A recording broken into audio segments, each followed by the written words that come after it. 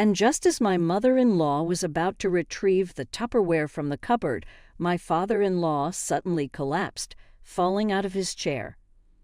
Everyone's attention turned to him as he clutched his stomach in obvious pain.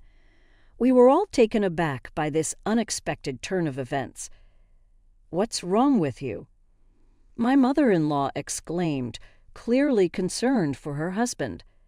In response, my father-in-law uttered something that surprised me. "I just ate some food from the kitchen. Why is my stomach upset all of a sudden?" My mother-in-law's comment didn't escape my notice. "My name is Victoria, and I'm a 20-year-old housewife. I married my husband Adrian last year, and we're the same age. We share similar values and get along exceptionally well. Our love remains as strong as it was when we first started dating. However, there was one issue that had bothered me since our wedding. When we went to my mother-in-law's house to exchange vows, I realized that she held somewhat old-fashioned beliefs. You'll come to live with us after getting married, won't you?" My mother-in-law had asked, as if it were a given. My husband and I were taken aback.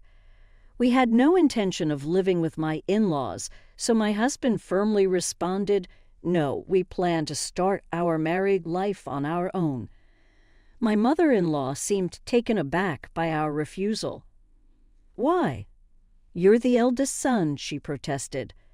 My husband and I exchanged worried glances.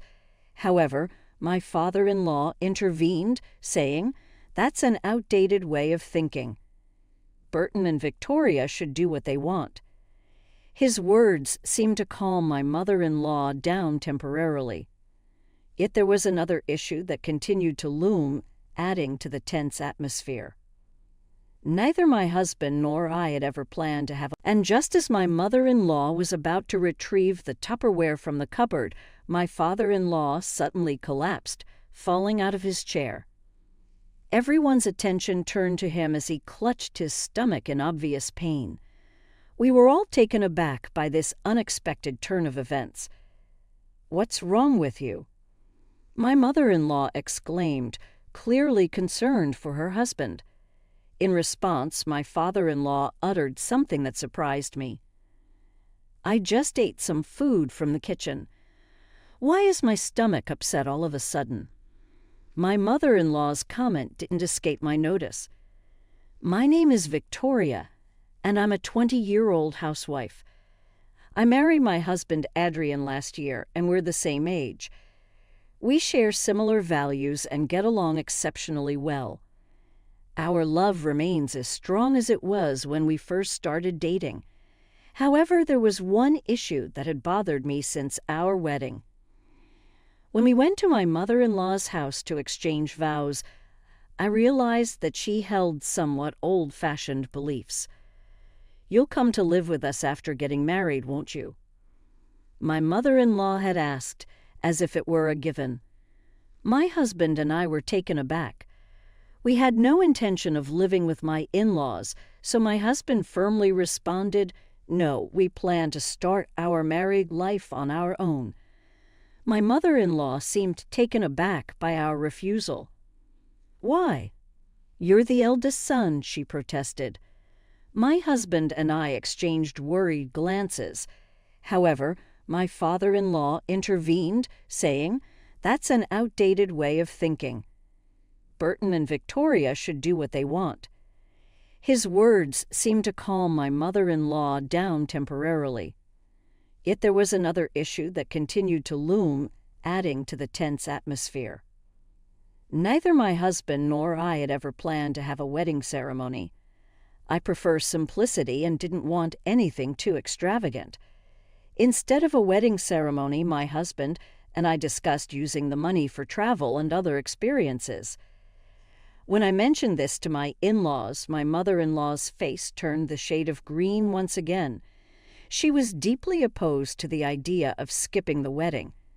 As I mentioned earlier, my mother-in-law held traditional views and strongly believed in the importance of a wedding ceremony. She couldn't fathom the idea of her eldest son not having one. Her beliefs were deeply rooted, and she disapproved of anything that didn't align with them.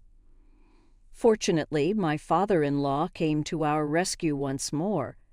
He reassured us, saying, "Relatives don't really care about the wedding. They mostly see it as an opportunity to enjoy a good meal. Over time, they'll forget whether there was a wedding or not. So if you two decide not to have a wedding, that's perfectly fine." My father-in-law's kindness and understanding allowed us to stick to our decision and spared us from succumbing to my mother-in-law's traditional expectations. While my mother-in-law wasn't thrilled about it, we proceeded with our wedding without a ceremony and began our... The food is absolutely delicious, and we appreciate all these wonderful dishes.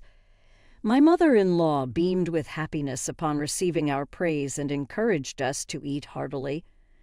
We had a delightful evening. However, that night, I unexpectedly experienced severe stomach pain. As I sat in the bathroom, a sudden wave of faintness and weakness washed over me. My husband's concerned voice faded into the distance. When I regained consciousness, I found myself lying in a hospital bed. Apparently, my husband had called for an ambulance and I had been rushed to the hospital. The doctors were perplexed and couldn't identify the cause. They ruled out food poisoning or any clear-cut explanation. I couldn't help but wonder if the olive oil and the pasta I had for lunch might have been the culprit, but it remained a mere speculation. They administered an IV drip and allowed me to rest, which eventually improved my condition. My husband and I returned home, and I couldn't shake the feeling of confusion and unease. The incident was a perplexing mystery. 2 months later, the same ordeal repeated itself. Suddenly, I fell ill once again. The only common factor between these episodes was that they occurred after consuming my mother-in-law's cooking at my in-law's house. I couldn't help but question whether there was something wrong with her food. Strangely, my husband, who had eaten the same meals, remained perfectly healthy. A month later, yet another episode occurred following a meal at my in-law's house. In an attempt to unravel this perplexing issue, I invited a friend over for lunch to discuss the situation. She suggested that it might be stress, which made me a bit uneasy. Moreover, given that I consistently fell ill after visiting my in-laws, my husband grew concerned as well. He suggested that we should refrain from going to my in-laws' house for a while, convinced that there was some connection between my mother-in-law's cooking and my recurrent illness. I pondered over that possibility. Following this, my mother-in-law continued to reach out, inviting us for dinner several times. My husband, always considerate of my condition, declined the invitations. However, we received another invitation to a dinner party that we couldn't easily refuse. This time, my brother-in-law and his wife were visiting my parents-in-law's house to celebrate their wedding. I felt a bit down as I had been enjoying better health by avoiding my in-laws' house lately. My husband reassured me, suggesting that I shouldn't feel obligated to eat too much during the gathering. I decided to follow his advice and limit my intake. The day of the party arrived, and my mother-in-law continued to treat me kindly. As long as we engaged in normal conversation, I didn't experience any discomfort. It crossed my mind that there might be an issue with the food itself. Soon, my brother-in-law and his wife arrived, and we engaged in pleasant conversation. Meanwhile, my mother-in-law skillfully prepared the dishes, laying them out beautifully on the table. Her homemade dishes looked appetizing and delectable. In fact, the food had always tasted excellent, and I couldn't understand why I fell ill, no matter how much I contemplated it. Once we were seated at the table, my mother-in-law suggested I try one of the dishes. "Victoria, I remember you mentioning that you like this dish, right? I prepared it exceptionally well today, so please give it a try." I found myself at a loss when my mother-in-law insisted. My husband came to my rescue, explaining that I wasn't feeling well that day and suggesting that I eat sparingly. Nevertheless, my mother-in-law persisted, placing a smaller portion in front of me. While I pondered my response, my brother-in-law came to my rescue. "Victoria, you don't have to force yourself. If you're not feeling well, we've already greeted each other, so if you're unwell, feel free to go home and rest." It seemed my husband had confided in his brother-in-law and sister-in-law about my condition. I could sense that my brother-in-law and his wife, who were aware of the situation, were trying to help me. My mother-in-law must have realized she couldn't insist I eat her food. So she suggested, "Well, if that's the case, I'll pack it in Tupperware for you to take home." I wondered why she was so insistent, but I figured that if I took the food home, I could avoid eating it altogether. I responded, "Thank you, that would be great." Just as my mother-in-law went to fetch the Tupperware, an unexpected event unfolded. My father-in-law suddenly collapsed, falling out of his chair. We all turned our attention to him as he clutched his stomach in apparent distress. It was puzzling as he hadn't even touched the food on the table. A sense of panic swept through the room, and my husband quickly dialed for an ambulance. My mother-in-law accompanied my father-in-law to the hospital. We were left stunned at her house, pondering the strange turn of events. However, I couldn't help but recall my mother-in-law's earlier comment. Evidently, my brother-in-law's wife had overheard it as well. We suspected there might be something unusual in the kitchen. As we ventured into the kitchen, where my mother-in-law had been preparing the meal, we made a startling discovery. We rushed to the hospital where my father-in-law had been admitted. As we passed the hospital's reception desk and entered his room, we overheard voices in conversation. The doctor was inquiring if my mother-in-law had any insight into my father-in-law's condition, to which she replied that she was unaware. Upon entering the room, my mother-in-law appeared uneasy but greeted us, saying, "Oh, you've all come here. Well, that's all right with me. Here, everything will be fine." However, we were determined not to miss this opportunity. I insisted that I needed to speak with her and approached my mother-in-law with my husband, brother-in-law, and his wife following closely. I confronted her with a direct question, asking, "What on earth is going on?" My father-in-law's condition had somewhat stabilized and his complexion had returned to normal, but the doctors were still unsure of the cause. Apparently, he had been conscious for a brief period after arriving at the hospital. However, after multiple visits to the bathroom, he became severely dehydrated and eventually lost consciousness. I locked eyes with my mother-in-law and took something out of my pocket to show her. She immediately recognized it and grew visibly agitated. Attempting to feign ignorance, she asked, "What is this?" I sternly replied, "This is a laxative." I'm curious why there was such a significant amount of laxative powder in the kitchen. My mother-in-law remained silent. The doctor, meanwhile, interjected, "Based on his symptoms, it appears he ingested a substantial quantity of laxatives. We will conduct further tests shortly. Additionally, if laxatives are detected in his system, we will need to inquire when he took them. If he cannot recall the timing, it may suggest that someone intentionally administered them to him. It would indeed be an assault charge." This remark caused my mother-in-law to suddenly panic. She protested, "No, it's not like that. I didn't intend to force him to eat that food. It was mere negligence." My husband reacted to her words, pressing, "Then who are you trying to feed?" My mother-in-law hesitated and then fell silent.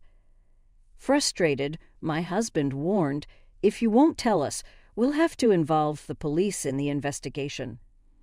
Realizing the seriousness of the situation, my mother-in-law relented, saying, "All right, I understand."